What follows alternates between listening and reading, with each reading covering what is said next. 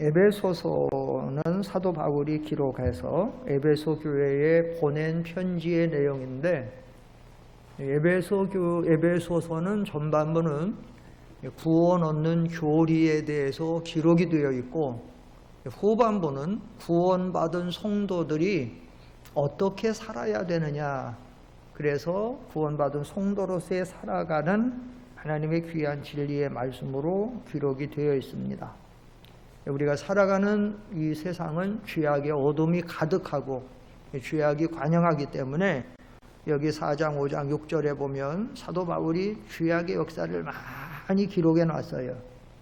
그리고 이런 시대에 우리가 이 세속에 물들지 않고 마귀의 종노릇 하지 않고 믿음으로 승리하게 하려면 지혜 있는 자가 되어야 된다, 그렇게 말하고 있어요. 그래서 15절에 가면 그런즉 너희가 어떻게 행할지를 자세히 주의하여 지혜 없는 자같이 하지 말고 오직 지혜 있는 자같이 하라. 그렇습니다. 지혜는 성공의 어머니라고 하는데, 지혜로운 자의 신앙생활은 성공적인 신앙생활을 하게 되고, 우리가 신앙생활을 한다고 하지만 지혜 없는 성도는 실패하는 신앙만 계속 걷다가 평생을 실패자로 살다가 겨우 구원을 얻는 그런 자가 되는 거예요. 그러니까 우리가 신앙생활할 때에 지혜자 같은 이 신앙 삶을 살아야 되는데, 그럼 어떤 사람이 지혜로운 자냐, 지혜로운 성도냐? 첫째는 세월을 아끼는 사람이다. 16절, 세월을 아끼라, 때가 악하니라. 그렇습니다. 공부하는 학생들 보세요. 운동하는 모든 선수들을 보세요. 직장생활하든지 사업장을 하든지 경영하든지 전부 그들은 시간을 아끼고 모든 것을 거기에 올인하면서 노력하는 사람이 성공하는 자입니다. 둘째로 지혜 있는 성도는 주의 뜻이 무엇인가 분별하는 사람입니다. 17절, 그러므로 어리석은 자가 되지 말고 오직 주의 뜻이 무엇인가 이해하라. 그렇습니다. 우리가 세상에 아무리 모든 열심을 가지고 열심히 산다고 해도 그 열심이 주의 뜻에 맞지 않는 것은 하나도 하나님이 인정하지 않습니다. 하나도 하나님 앞에 남는 것이 없다고 하는 사실입니다. 셋째로 성령의 충만을 받으라. 18절, 술 취하지 말라. 이는 방탕한 것이니 오직 성령으로 충만함을 받으라. 정말 지혜로운 성도는 세 번째로 성령의 충만을 받는 성도다. 근데 이 세 가지 중에서 제일 중요한 건 바로 성령의 충만을 받는 거예요. 성령으로 충만함을 받으면, 성령의 충만함을 받는 성도는 세월을 자동적으로 아끼게 됩니다. 성령의 충만함을 받으면 주의 뜻이 무엇인가, 하나님의 뜻을 밝히 깨달아 알 수 있고 행할 수가 있습니다. 그렇기 때문에 성령의 충만함을 받는 신앙생활은 아주 중요하다. 그런데 현대교회 성도들은 이 성령 충만의 필요성을 잘 느끼지 못하고 이 성령 충만의 중요성을 잘 느끼지를 못해서 신앙생활하면서 내 힘으로, 내 노력으로, 내 방법으로 하려고 하다가 잘 안 되면 낙심하고, 안 되면 여러 가지 마음이 상하고, 그래서 이 성공적인 지혜로운 자의 신앙생활을 하지 못하고 실패자의 신앙생활을 할 때가 많게 되는 것입니다. 그래서 오늘 우리는 이 성령의 충만함을 받아야 된다라고 하는 이 귀한 진리의 말씀을 잘 깨닫고, 그래서 언제나 성령의 충만함을 받는 성도님들이 되시면 성공적인 믿음의 길을 걸어가게 돼 있고, 성공적인 믿음의 길을 걸어가는 만큼 하나님은 우리에게 은혜와 복을 주실 줄 믿습니다. 그러면 성령의 충만에 대해서 네 가지 대지로 간단하게, 이 성령 충만에 대해서는 뭐 한 가지 대지만 해도 몇 시간을 해야 되는데, 그래서 이 성령 충만에 대해서 오전에는 이 성령 충만한 네 대지를 말씀드리고 오후에는 성령 충만한 결과로 잠깐 말씀을 드리려고 하는데, 그러면 첫째, 성령은 누구신가 보통 우리가 좀 알아야 돼요. 가장 기본 기초적인 거, 성령은 무엇인가, 아니 누구신가, 성령은 무엇인가, 이렇게 질문되면 잘못된 거예요. 왜냐하면 극단적인 신비주의자들은 성령을 어떤 성령의 나타나는 현상, 어떤 성령의 나타나는 역사를 그걸 성령으로 오해를 하기 때문에 그래서 성령은 불이다, 아니면 성령은 바람이다, 아니면 성령이는 무슨 어떤 은사다, 성령은 어떤 파워 능력이다, 어떤 기능이다, 이렇게 오해를 하게 돼가지고 자꾸 신앙생활을 그래서 이 혼동하게 되고 잘못되게 되고 그런 사람들은 미혹을 많이 받는 거예요. 성령은 무엇인가가 아니라 성령은 누구신가? 이렇게 질문이 되면 우리 벌써 정상적인 신앙 가진 사람은 딱 들어오죠. 성령은 누구십니까? 삼위일체 하나님이십니다. 성부, 성자, 성령, 삼위일체 하나님. 성령은 하나님이시에요. 지정의 인격을 가지시고 영원히 존재하시며 모든 만물을 창조하시고 통치하시고 보존하시고 운행하시는 그분이 바로 성령 하나님이라는 거예요. 성령 하나님은 시 공간을 초월해서 이 모든 우주의 만물을 다스려 나가시고 하나님이 우리를 구원하실 때 성부 하나님은 우리의 구원을 예정하시고 성자 예수님은 친히 그것을 실행하셔서 십자가에 못 박혀 피 흘려서 구속을 이루어 주시고, 근데 구속을 이룬 것으로 되는 게 아니에요. 왜냐하면 그 구속에 대해서 믿어야 되고 그것을 알아야 되는데 그걸 적용시켜서 예수가 믿어지고 중생해서 하나님의 자녀로 영접하고 구원하는 그 역할을, 마지막 역할을 성령 하나님이, 성령께서 하시는 역사다라고 하는 사실이에요. 여기서 하나 우리가 조심할 것은 이 극단적인 신비주의자들과 좀 다른 것이 이 성령 충만이라고 하는 것은 성령 세례와 성령의 인치심과 성령의 내주하심과 구분을 할 줄을 알아야 돼요. 성령 세례, 마태복음 11장 3절에 나오는 성령 세례나 또 에베소서 1장 3절에 나오는 성령의 인치심이나 고린도전서 3장 16절 이하에 나오는 성령의 내주하심, 이런 것들은 우리가 예수를 믿을 때 한 번 단회적인 사건, 한 번 이루어지는 거야. 딱 한 번. 그것을 통해서 우리가 중생하고 거듭나서 하나님의 자녀가 되고 온전한 하나님의 백성이 되는 거예요. 근데 여기 성령의 충만함은, 성령의 충만이라고 하는 것은 성령 충만을 받고 또 받고 계속 받고 계속 충만을 받도록 계속 해나가야 되는 거예요. 계속 진행형이에요. 이거는 성령 세례나 인지심과 내주하심과 달라. 이건 한 번으로 끝난 것이지만 이 성령 충만은 계속 받아나가야 돼요. 계속 공급받고 계속 충만받고 계속 해나가는 것. 그것이 다르다라고 하는 것을 우리는 알아야지. 그렇지 않으면, 이것이 분별되지 않으면 우리는 예수를 믿었어요? 죄사함 받았어요? 주의 성령께서 우리 안에 와 거하세요. 여러분이 진정으로 예수님을 영접하고 중생했다고 하면 여러분 마음속에 성령이 내주하고 계신 줄 믿습니다. 성령이 여러분 마음속에 와 계시다는 거예요. 그런데 이것을 잘 구별을 못하고 성령의 충만함과 그 내주하심을 구분하지 못하면 성령 하나님 내 안에 와 계시는데 자꾸 성령이 오시옵소서 오시옵소서 계속 늘 그래. 평생 우리 예수님이 우리를 자녀로 삼으시고 하나님 우리 아버지가 됐다잖아요. 그래서 우리는 함께 사는 거예요. 성령님이 내 안에 와서 나와 함께 사는 건데 자꾸 성령 보고 오시옵소서 오시옵소서. 아니에요. 성령 와 계세요. 성경을, 여러분이 성경을 보면, 제가 지금 시간이 없어서 다 안 읽지만 많은 성경에 성령께서 너에게 부어주셔서 성령이 너희 안에 계시다, 너희 마음 안에 계시다 계속 말해요. 너희 안에 그리스도의 영이 없으면, 너희 안에 그리스도의 영이 없으면 너는 그리스도의 사람도 아니다. 너희가 하나님의 성전인 것과 하나님의 성령이 너희 안에 거하시는 것을 알지 못하느냐? 예? 하나님의 영이, 성령이 너희 안에 거하시는 걸 알지 못하느냐? 성령이 우리 안에 계시다는 거예요. 우리가 이런 진리를 바로 분별해야 된다는 거예요. 둘째로, 두 번째 내지는, 그럼 성령 충만을 받는다는 의미는 무엇인가? 성령 충만을 받는다는 그 의미는 뭐예요? 성령 충만을 받는다는 의미는 성령이 우리 안에 와 계시는데, 성령이 와 계신 왜 와 계시겠어요? 성령님이 우리 안에 왜 와 계시죠? 놀러 와 계세요? 아니면 우리를 구경하러 오셨어요?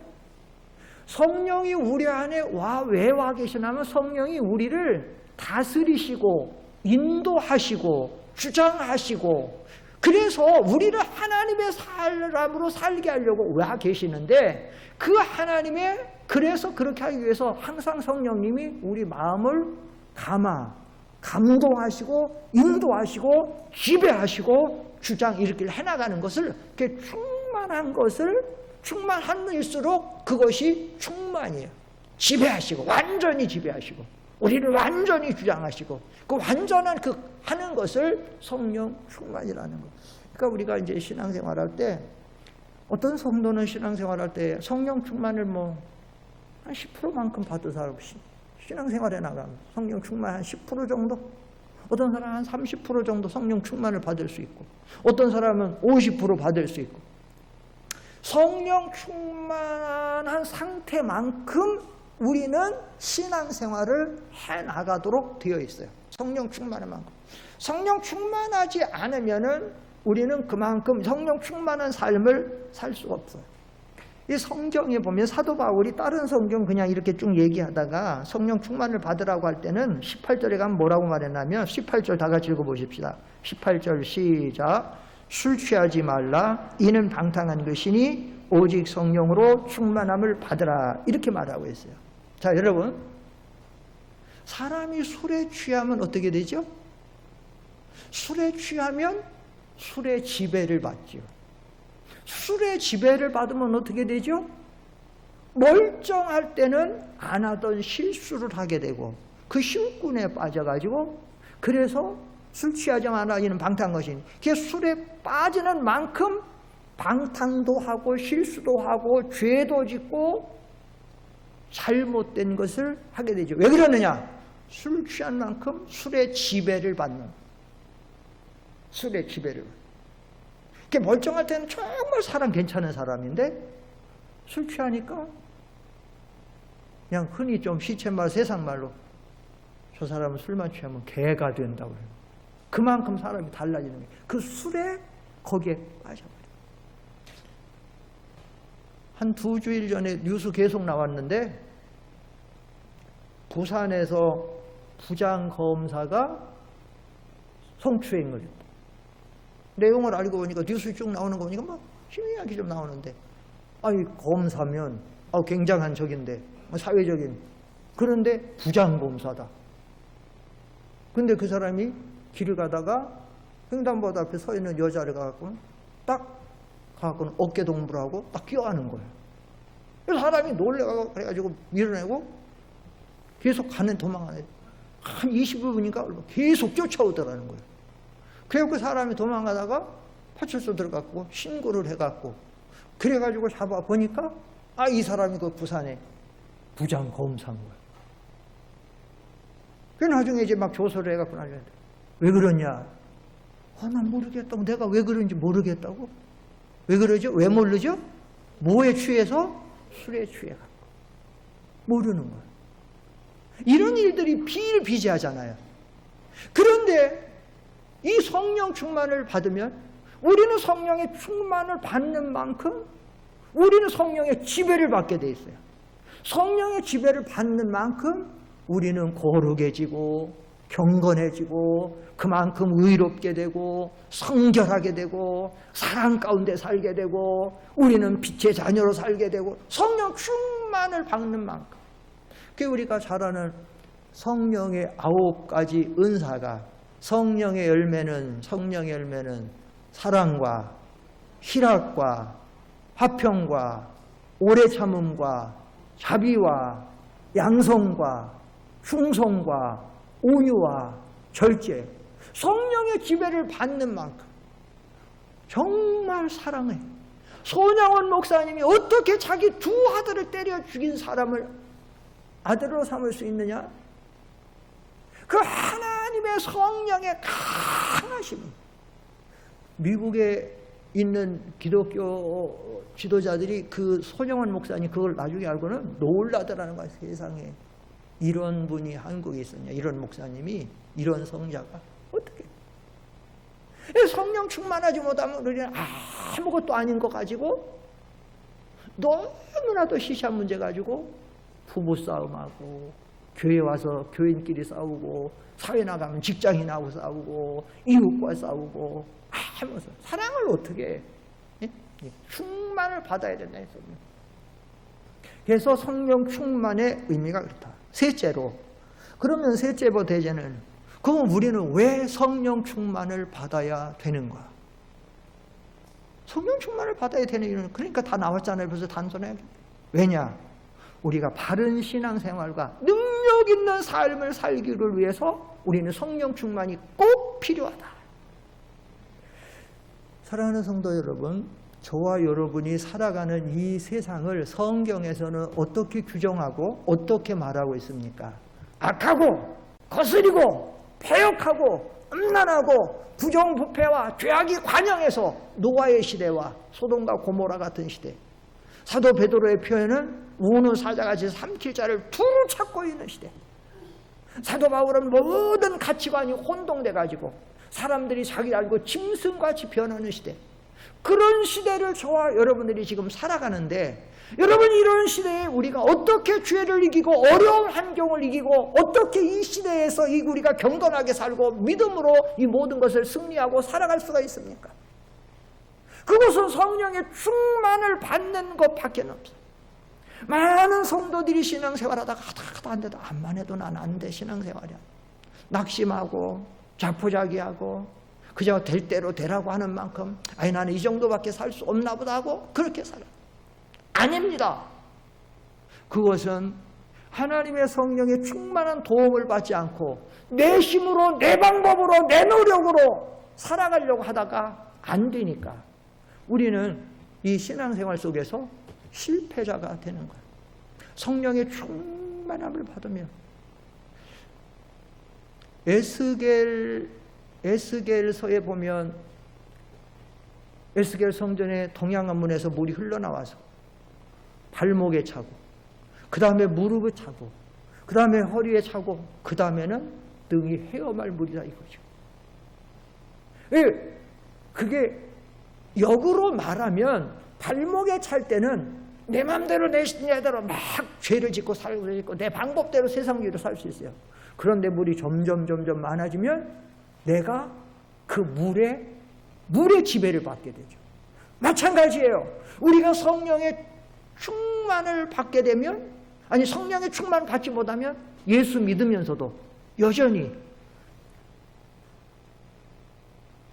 내 이기주의, 내 생각과 내 감정과 내 모든 것 따라서 하고 싶은데 하고 싶은 말 다 하고 부릴 성질 다 부리고 싸울 거 다 싸우고 어디 가든지 이기적이 되고 그렇게 살아가는데, 성령 충만은 점점 받아가면 점점 나는 제어대가 되고 나중에 성령에 충만하면 거기에 내가 충만해서 그 성령의 인도를 따라서 그렇게 성령 물이 충만한 물이 막 떠내려가는 것처럼 우리가 성령이 충만하면 그렇게 살게 된다라고 하는 사실입니다. 사랑하는 성도 여러분,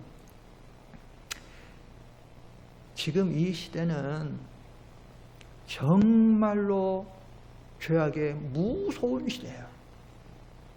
그런데 사탄은 우리들보다 10배, 100배 지혜롭고 사탄은 우리보다 10배, 100배, 1000배 능력이 많고 우리가 우리의 지혜와 우리의 힘으로 우리의 방법으로 마귀를 이긴다? 절대 이길 수 없어요. 마귀를 이길 수 없어요. 죄를 이길 수 없어요. 어떻게 해야 되느냐? 오직 성령의 충만을 받아야 돼요. 스가랴 4장 6절로 7절 한번 읽어보세요. 거기 스가랴 4장 6절로 7절 보면 시작. 그가 내게 대답하여 이르되 여호와께서 스룹바벨에게 하신 말씀이 이러하니라. 만군의 여호와께서 말씀하시되 이는 힘으로 되지 아니하며 능으로 되지 아니하고 오직 무엇으로 되느니라? 나의 영으로. 나의 영은 나의 신, 성령, 완전한 영, 일곱 영, 성령. 성령 충만 받는 것. 이는 힘으로 되지 않고 순금등대 같은 교회적인 삶, 신앙적인 삶, 하나님 구원운동을 이루어가는 이는 내 힘으로, 내 능력으로, 내 방법으로, 노력으로 되어지는 게 아니다. 아니에요. 오직 하나님의 신, 성령의 충만을 받는 만큼 됩니다. 우리가 성령 충만을 30% 받으면 30%만큼 성공적인 신앙의 길을 걸어가. 50% 받으면 50%만큼 들어가. 100% 받으면 100% 완전한 성자같이, 정말 바울같이 완전히 자기는 다 죽어지고 없어지고 성령이 안에 충만해서 거기에 성령에 잠겨서 그렇게 살게 되는 거예요. 7절 시작. 큰 산아 네가 무엇이냐, 네가 수르바벨 앞에서 평지가 되리라. 그가 머릿돌을 내어놓을 때에 무리가 외치기를 은총은총이 그에게 있을지어다 하리라. 큰 산, 이 큰 산이라고 하는 큰 문제, 사건, 어떤 세력, 이런 것들이 우리 앞에 물리쳤을 때, 우리 앞에 딱 막고 우리의 신앙을 막고 우리가 믿음 생활 못하게 할 때 이거를 어떻게 내 힘으로 물리칠 수 있어요? 우리가 요즘에 사무엘상, 지난번에도 우리가 지난주에도 말씀을 상고했지만 다윗이 골리앗, 이 블레셋의 골리앗 같은 큰 산을 아무도 이기지 못해서 사울 왕도, 요나단도, 아브넬 군대 총사령관도, 군대도 어떻게 하지 못하고 전부 뒤로 물러가 있어. 아무도 못하고. 이것을 하나님의 감동을 받은, 너는 칼과 창과 단창으로 내게 오니와 나는 네가 모여가는 만군의 누구의 이름으로 가노라? 여호와의 이름으로 가노라. 이 성령의 충만해서 하나님의 능력과 성신을 침략해서 나가서 그 산 같은 것을 물리친 거예요. 지금 코로나 사태는 여러분, 이거는 단순하지 않아요. 이거는, 이 코로나 사태는 전 세계 교회의 큰 산 같은 세력이에요. 지금 한국교회 지도자들이 모여갖고 계속 걱정하고 이걸 어떻게 되나. 이거 우리 처음에 간단하게 생각했는데 이게 아니야. 지금 세계 교회가 다 주저앉고 있다는 거예요. 저한테 세계에 있는 교회들이 연락이 오는데 거기도 전부 교회들이 문 닫히고 예배를 못 드리고, 그러다 보니까 모든 성도들이 막 힘이 빠지고 우왕좌왕하고 뭐 선교도 못하고 전도도 못하고 예배도 못 드리고. 빨리 이제 그 바이러스 백신 만들어내고 약 만들어내면 되지. 어제 그제 계속 뉴스 나옵니다. 코로나 바이러스 약을 만들어 나오는데, 물론 만들어 나올 수 있죠. 현대의학이 많이 발전해서. 근데 문제는 뭐냐. 근데 이 코로나 바이러스가 변형되는 거예요, 자꾸. 이렇게 활동하는 약이었는데, 이렇게 활동하는 것을 약을 만들어내는데, 이렇게 활동해서 이제 먹고 날라고 하는데, 얘다면 이렇게 활동하는 거예요. 변형이 되는 거예요. 그러면 이 약은 이렇게 할 때만 낫고, 이렇게 할 때는 못 낫죠. 예를 들면. 그렇게 진행되는 거예요. 그래서 성경은 뭐라고 말하고 있냐. 성경은 말세는 전염병. 지난번 우리가 성경 찾아 읽어봤잖아요. 예수님이 친히 말씀했잖아요. 말세는 전쟁과 기근이 있는데 전염병이 그 중에 하나다. 메르스, 사스에다가 또 뭐에다가 계속 지금 나오잖아요. 근데 이번에 코로나스가 전 세계로 지금 벌써 몇백만 명이 발생해서 지금 몇십만 명이 죽고, 지금 막 뉴스로 보니까 브라질은 하루에 5만 8천 명, 5만 5천 명인가 5만 하루에 막 그렇게 확진도. 이게 큰 산 같은 것들이에요. 지금 이런 문제. 이 지금. 그런데 이런 상황 속에서 우리가 정말로 이런 때 이 말세의 성령 충만함 심지 않고는 우리가 이 믿음 생활을 해나갈 수 없어요. 믿음 생활을. 그래서 예수님이 그래서 말씀하시는 거예요. 예? 그래서 예수님 뭐라고 말씀하셨어요? 인자가 올 때 세상에서 무엇을 보겠느냐? 믿음을 보겠느냐. 그래서 말세의 믿음들이 이런 환경 저런 환경에서, 근데 요즘엔 목사님들 중에 많은 미래를 보는 목사님들 중에 이런 것만 아니라 지금은 이제 환난, 핍박, 적그리스도예요. 요즘에도 우리가 바다에서 나온 짐승, 땅에서 나온 짐승에 대해서도 할 때 나오잖아요. 적그리스도의 세력은 핍박과 박해, 그리스도인들이 잡아 가두고 말 안 들으면 죽이고 매매 못하게 하고, 앞으로 현찰 필요 없는 시대에 누가 현찰 같은 거 불필요하겠어요? 뭐 가지고 다니고 주고 거슬려도 누가 그렇게 해요? 다 그런 카드를 쓰게 돼 있고, 그런데 그런 카드에는 다 모든 신분이 확인돼 있고 거기에 모든 것이 있어서, 그런데 이제 적그리스도의 세력이 딱 하게 되면 자기들의 거기 그 짐승에게 절하지 않고 짐승에게 우상을 섬기지 않으면 매매권 박탈이야. 그럼 죽는 거예요. 못 사는 거예요. 자, 이런 시대에 우리가 정말로 그래서 등과 기름을 준비해 나가야지 되고, 이 성령 충만함을 받아 나갈 때 이 모든 걸 하는 사람. 성령 충만의 필요성이 절대적인 거예요. 아까 우리가 성령의 9가지 열매 같은 것도, 이거 성령이 아니면 절대로 맺을 수 없어요. 사랑 어떻게 실천해? 사랑 실천하기 원하는데 마음은 오네요. 참된 성도라면 내가 사랑을 실천하며 살아야 되겠다. 참된 성도라면 그 기본적인 마음이 있죠. 그런데 행하지는 못하는 거야. 행하지는 못하는 거야. 희락, 즐거움, 하나님으로 즐거움, 평안, 만족, 할 수 있는 화평, 다른 모든 성도들과 화목하고 평안. 이것이 다 안 돼. 오래 참는 거 뭘 참아요? 자비가 어디서 얼마나 잔인하고 싸나고, 양선, 중성, 온유를 한. 그래서 우리가 이런 능력 있는 삶, 이런 하나님 기뻐하는 삶을 살기 위해서 우리는 이 성령의 충만을 받는 게 좋고, 마지막 네 번째로, 그러면 이 성령 충만 받는 삶이 중요한데, 그럼 우리는 어떻게 해야 성령의 충만을 받을 수 있느냐? 사실 성령 충만을 받는 것은 성경적으로만 봐도 뭐 수십 가지 많이 나와요. 성령 충만. 가장 기본적인 거 세 가지만 말씀드리고 마치겠어요. 성령 충만 받으려면 우리는 어떻게 해야 되느냐? 첫째는, 여러분, 우리가 성령 충만한 삶을 살려면 죄를 버려야 돼요. 죄가 성령 충만을 받는 가장 커다란 걸림돌이에요. 가로막는 거예요. 물이 흘러가다가 댐이 쌓여있고 언덕에 쌓여있으면 그 물이 갈 수가 없는 거죠. 사실 하나님은 은혜의 하나님이기 때문에 하나님 백성들에게 이 성령 충만을 주시기를 원하는 거예요. 주시기를. 그런데 문제는 뭐냐면 성도들이 죄의 담으로, 여러분 기억하잖아요. 내 손이 짧아 너희를 구원치 못함도 아니고 내 귀가 막혀 너희 귀 듣지 못하는 게 아니라, 너희의 무엇이 나와 너희 사이를 지금 가로막고 있다? 너희의 무엇이? 죄가. 죄의 담이. 성령 하나님 우리에게 은혜를 주고 성령의 충만함을 주기를 원하는데, 이 죄가 지금 우리를 지금 가로막고 있는 거예요. 죄. 하나님은 죄를 아주 기뻐하지 않아요. 시편에도 보면 여호와는 죄악을 기뻐하는 신이 아니시니 죄가 주와 함께 유하지 못한다고 말씀하고 있어요. 에베소 4장 30절에 보면 뭐라고 하고 있냐면, 에베소 4장 30절 앞에 보세요. 시작. 하나님의 성령을 근심하게 하지 말라. 여기 그랬어요. 하나님의 성령이 우리 안에 와 계셔요. 왜 와 계세요? 우리를 감동 충만케 해서 인도하고 주장하시고 복된 길로 가려고 하고 있는데, 그런데 우리가 죄를 짓고 우리가 범죄하고 잘못하면 어떻게 되느냐? 성령이 근심한다. 여러분 집에 여러분 아버지가 계세요.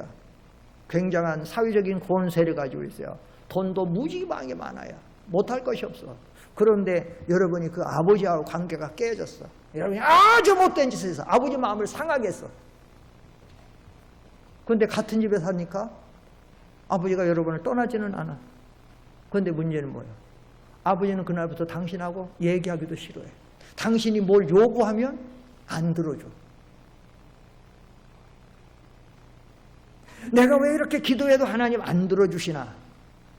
기도를 아무리 해도 응답이 안 되는 원인 중에 하나가 성경에서 뭐라고 말하냐면 죄가, 아까 읽었잖아요. 이사야 59장 1절에 너희가 기도해도 내가 안 들어주는 건 너희 죄 때문이다 그러잖아요. 시편에도 보면 너희가 마음에 죄를 품고 기도하면 하나님이 안 들어준다. 너희가 얻지 못하면 구하지 아니함이도 구하여도 받지 못하는 너희 정력으로 쓰려고 잘못 구하게 됩니다. 죄. 그래서 우리가 죄를 지면 하나님이 우리 안에 안 계시는 것은 아니지만 역사를 안 하시는 거예요. 성령을 근심하기만. 우리가 부부간대로 그러잖아요. 남편하고 부부 사는데 아내가 아주 못되게 굴었다. 남편 얘기도 안 하잖아. 예? 하나의 그냥 뭐 소소한 예지만 하나님의 성령이 있어. 요즘에 우리가 사무엘상을 통해 사울왕과 다윗왕이 배우죠. 사울이 계속해서 범죄하고 하나님 불순종하니까 하나님이 어떻게 하셨어요? 사울을 떠나셨다 그러죠.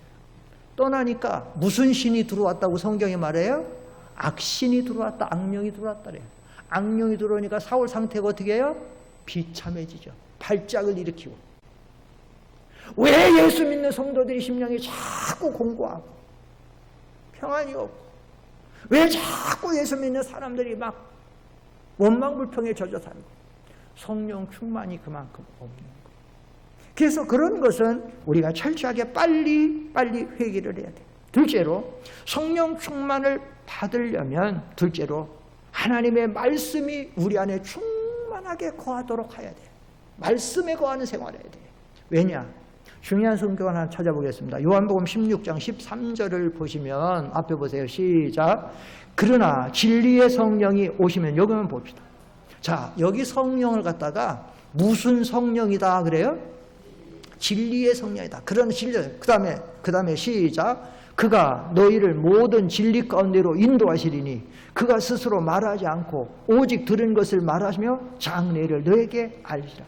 진리의 성령이시기 때문에 성령은 언제나 진리 안에서 역사하고 진리 가운데로 인도하고 진리 안에서 살도록 하는 거예요. 그러니까 우리가 진리의 인도를 받고 진리를 충만하게 세우고 진리 안에서 사는 만큼 성령은 그만큼 우리에게 강하게 역사하는 거예요. 강하게 역사하는 거예요. 우리가 하나님의 많은 진리를 받았지만 진리와 상관없이 살아요. 진리와 상관없이. 여러분, 지식적으로만 갖고 있는 진리는 내 지식이 아니에요. 참된 지식이 아니에요. 내가 지식적으로만 가지고 있는 진리는 내 진리가 아니에요. 내가 그것을 행할 때 그 진리가 내 진리예요. 그 진리가 내 진리. 네? 내가 진리 가운데 행할 때 그 진리가 내 진리지 행하지 않고 지식적으로만 아는 신앙생활 오래 한 사람은 우리가 뭐 모르는 진리가 사실 뭐가 있어요? 거의 얼마나 많이 알아. 그런데 그게 내 진리야.